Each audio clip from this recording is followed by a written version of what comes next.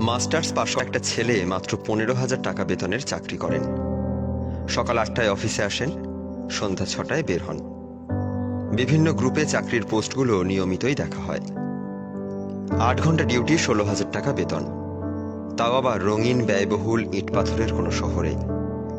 যোগ্যতা তো লাগবেই, সেই সাথে অভিজ্ঞতা থাকলে অগ্রাধিকার পাবে, আর লবিং থাকলে তো কথাই নেই। যোগ্যতার অভিজ্ঞতার মাথায় গুলি করে চাকুরি চলে যাবে কোনো অযোগ্য লোকের হাতে। ছেলেগুলোর স্বপ্ন এতেও থেমে যায় না। স্যার, 2,000 টাকা কম দিন, তবুও জায়গাটাতে আমাকেই নিন, এরকম অসংখ্য অনুরোধ শোনা যায়। চাকরিদাতারাও বসে নেই, সুযোগ পেলে কে ছাড়তে চান। মাত্র 14,000 টাকার বিনিময়েই মাস্টার্স পাশ করা একটা ছেলেকে নিয়োগ দেওয়া হয়। দুনিয়ার সবাই সিগারেট খেয়ে ধোঁয়া ওড়ানোর জন্য রাত জাগে না, সবাই মোবাইলের বিল বাড়ানোর জন্য নির্ঘুম রাত কাটায় না।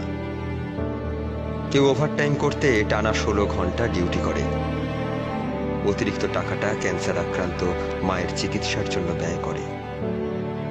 পৃথিবীর সকল ছেলেরা রাতে তাস খেলে আর বাংলা খেয়ে সময় নষ্ট করে না। ভিন্ন রকম গল্পও কিন্তু আছে। বোনটা বড় হয়েছে, বিয়ে দিতে হবে। ভাই ভালো চাকরি না করলে ভালো ঘর থেকে প্রস্তাবও আসে না। না চাইলেও তাই 16,000 টাকার চাকরিকে 26,000 টাকার চাকরি বলে চালাতে হয়।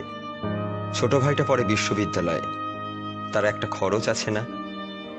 ভাইয়ের টাকায় মজা মস্তি করার একটু ইচ্ছে হয় না।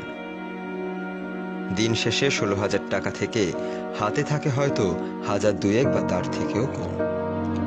এই টাকায় আয়েশ করে আর যাই হোক, মধ্যবিত্ত একটা প্রেম করাও সম্ভব নয়। তাই নিজের দিকটা না হয় বাদই থাকলো। এই ছেলেগুলোর জীবনে তাই প্রেম নেই, প্রেয়সীও নেই।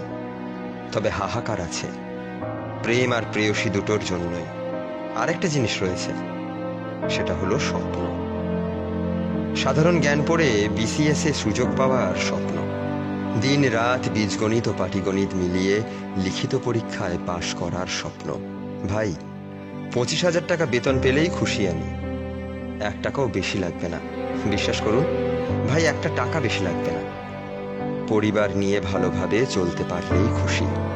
ছেলেগুলো এক বুক হাহাকার নিয়ে স্বপ্নের লাগাম পেতে লেগে থাকে। বিসিএস না হোক, ব্যাংকে তো হবে। ব্যাংকের জেনারেল অফিসার না হোক, ক্যাশ অফিসার তো হবে। ক্যাশ অফিসার না হোক, অন্তত 2য় শ্রেণীর একটা সরকারি চাকরি। সরকারি চাকরি না হোক, অন্তত বেতনটা বাড়ুক 1,000-5 টাকা। ছেলেগুলোর স্বপ্ন দৌড়াতে থাকে এভাবেই।